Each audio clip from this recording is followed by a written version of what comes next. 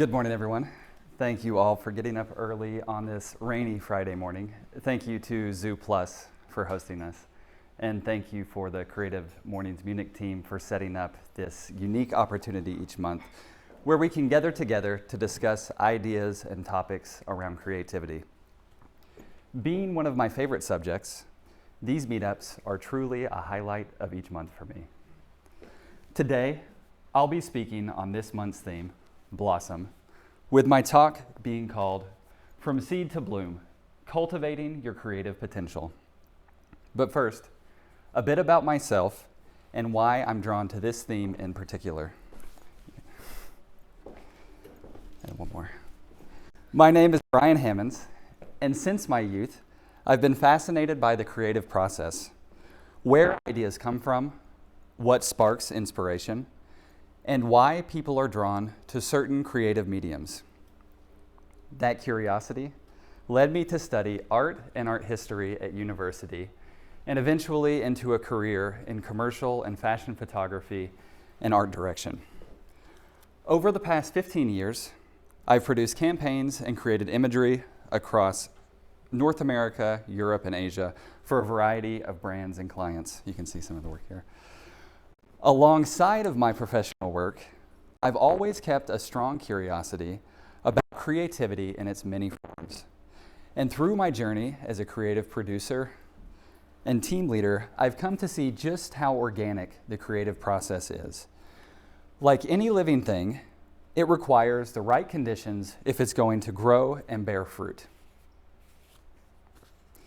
So let's begin with a quote from famed music producer and creative sage Rick Rubin, who I quote quite a lot in this, this presentation, followed by an anecdote about a time when I found myself lacking creative energy. So Rick Rubin says, "Think of the universe as an eternal creative unfolding. Trees blossom, cells replicate, rivers forge new tributaries, and the world pulses with productive energy. And everything that exists on this planet is driven by that energy." A few years ago, I was leading my biggest production yet, a spring-summer campaign launch produced in Singapore for the US-based brand that I was working for at the time. In theory, it had everything that I had been building towards: an incredible location, a fun and talented team, full creative control. It should have been the pinnacle of inspiration. But instead, I found myself feeling creatively flat. The truth was that while I had been pouring myself into client work, I hadn't been tending my own creative garden. For 2 years, I had been working in one style for one brand, and my energy was withering. On that trip, it was clear that change was needed. I messaged my brother to ask if I could borrow one of his analog cameras to get back into shooting on film for fun. When I returned home, I began carving out for personal creative projects. That shift reminded me of something essential. All parts of the creative life cycle matter. Without curiosity, without nurturing practices, without persistence, without sharing, creativity doesn't blossom, it withers. And that experience is what brings me here today. Because if we want to keep creating, not just once, but again and again, we have to cultivate the whole process. We have to plant seeds, tend to our roots, and let our work grow and bloom. So let's talk about that process. Creativity, like nature, follows cycles. It's not linear. It's seasonal. Each part of the process matters. First, we have the seed, a spark of curiosity. Next, the roots, the habits and influences that bring nourishment, followed by the stem, persistence and experimentation, and finally, the bloom, the moment of sharing with the world. Each bloom creates new seeds, and this cycle repeats, giving us continual creative growth. Let's dig deeper. Step 1, plant the seed to notice. Every creative act begins with noticing, with paying attention. Susan Sontag says, "To photograph is to appropriate the thing photographed. It means putting oneself into a certain relation to the world that feels like knowledge."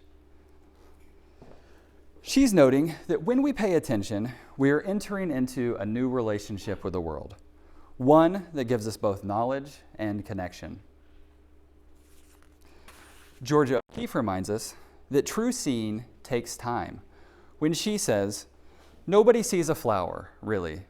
It is so small, and to see takes time. Like to have a friend takes time." She focused her work on flowers because she believed that people were missing them in their rush. Noticing is all about slowing down. It's about turning everyday details into seeds of possibility. It's a muscle we build by asking ourselves, what caught my eye today? What surprised me? What small detail did I almost overlook? A practice you can implement to help plant your own seeds is to keep a noticing journal or noticing notes. You can write down the intentional observations that you make throughout the day. These can go beyond the visual, anything you see that sparks creative energy or curiosity. From the seed come the roots. Step 2, you tend the roots, you nurture. Seeds won't grow without roots, and creativity is the same. It needs nourishment. Rick Rubin, once again, writes in The Creative Act, "In the creative process, the soil has to be rich and the conditions have to be right." And he's correct. Just as poor soil won't sustain a plant, a starved environment won't sustain creativity. If we feed ourselves only on deadlines and deliverables, eventually our roots dry out. But if we enrich the soil with good inputs, inspiring books, meaningful conversations, walks outside, interactions with art, we give our ideas the chance to grow strong. Photographer Alex Soth puts it more simply when he states, "The world is full of banal things. The trick is to see them as special." This is a reminder that nourishment isn't always exotic or rare. It can be found in the ordinary if we approach with attention. Inspiration is all around us each and every day. But if we fail to turn on our receptors and tune into the frequency, we miss the opportunities presented. Maslow brings us back to the human core when he writes, "A musician must make music. An artist must paint if he is to be ultimately at peace with himself." It isn't about luxury. It's about necessity. Our roots aren't optional. If we deny ourselves the chance to create, even in small ways, we cut ourselves off from something essential to our well-being. Creativity, like nourishment, is part of what keeps us alive. So, tending the roots means deliberately choosing what we feed on, protecting our time for small rituals, and reminding ourselves that making isn't indulgence, it's survival. Some practices to help you tend to your creative roots. First, you can focus on your creative diet. What we take in shapes what we create. Choose books, music, art, and conversations that nourish you. For example, I would recommend a visit to one of Munich's many wonderful museums, including Museum Brandhorst, that houses the Cy Twombly rose painting collection that you see throughout this presentation. It's one of my personal favorites. You can implement creative rituals, small daily acts like sketching, journaling, or even taking a single photo. It's not outcome driven, you're just watering the roots. You can also apply constraints. Like a trellis guiding a vine, limits direction. You can try painting with just a single color. You can try working for only a fixed amount of time, maybe 5 minutes or 10 minutes or 30 seconds. You can also try using just one single tool, perhaps taking a photo walk with just your cell phone's camera. He's excited about the talk as well. By improving your creative diet, he's heard this talk so many times as I've been practicing at home. By improving your creative diet, developing rituals, and embracing constraints, you are establishing deep, healthy roots that will support everything you create after. So, once the seed is planted and the roots are in place, something visible begins to emerge, which brings us to step 3, grow the stem, to strengthen. The stem is about persistence. It's where we show up again and again, often without immediate results. It's not always the most fun stage or the most immediately rewarding, but it is essential because it carries the energy upward. Without a strong stem, the flower cannot bloom. Henri Cartier-Bresson once said, "Your first 10,000 photographs are your worst." And what he meant is that mastery comes from repetition. Without failure, there is no growth. You can't bypass the process. You build the stem, one photograph, one sketch, one attempt at a time. Rick Rubin echoes this in The Creative Act when he says, "The work exists because you make it. If you show up consistently, the process unfolds." This stage of creativity is often messy. It's the drafts we don't finish, the sketches that don't quite work, the photos that don't make the cut. But every attempt strengthens the stem. Every experiment adds structure and resilience. Some practices that you can implement to help to strengthen your stem: show up regularly. Even 10 minutes a day builds momentum. It's about repetition. Experiment freely. Try working without any attachment to outcome. Focus only on the process. And embrace imperfection. Mistakes are all a part of strengthening the stem and can provide unexpected results as well too. All of this persistence, this showing up, this repetition, it has a purpose. A stem doesn't exist for itself. Its role is to carry the energy upward, to support the moment when the flower finally opens. And that bloom is the moment of sharing. It's our step 4, let it bloom, to share. It's when what has been growing privately becomes visible to others. Ai Weiwei reminds us, creativity is a part of human nature. It can only be untaught, which tells us that creativity isn't rare or reserved for the gifted.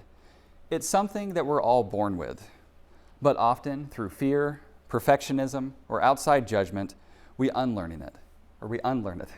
Sharing is how we reclaim that birthright. Georgia O'Keeffe offers another important reminder when she says, "Whether you succeed or not is irrelevant. Making your unknown known is the important thing, and keeping the unknown always beyond you."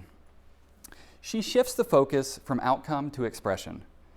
Sharing your work isn't about success or failure. It's about revealing what only you can see, what's unknown to the rest of us, until you offer it. And as soon as you do, you start chasing the next unknown, keeping you always moving forward. Rick Rubin gives us the clearest metaphor yet when he says, "A river of material flows through us. If we block the flow by holding them all inside, the river cannot run. In the abundant mindset, the river never runs dry." If we never share, the river stagnates. Ideas pile up, clog, and eventually stop flowing. Sharing keeps the current alive. It keeps momentum.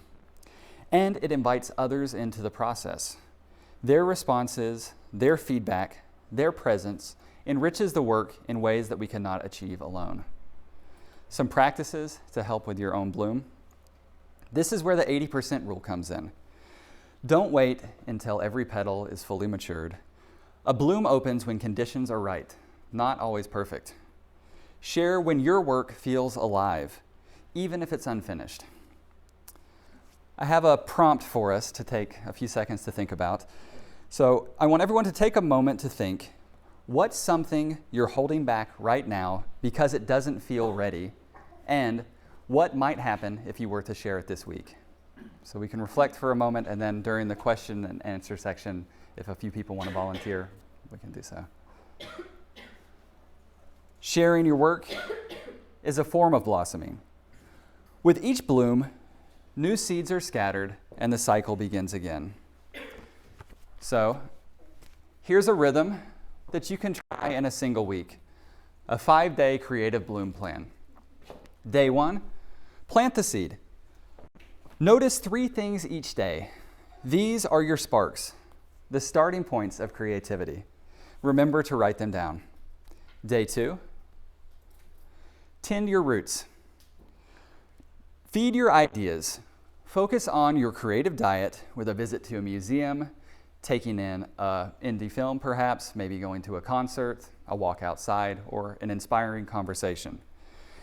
Add in one nourishing ritual or constraint to help you enrich your creative soil. Day 3, we strengthen the stem. Show up and persist. Even 10 minutes a day builds structure and resilience. Day 4, let it bloom. Share your work when it feels 80% ready. Not perfect, but alive. Find someone you trust, you can share it with them, they can provide feedback and enrich the process. And day 5, reseed.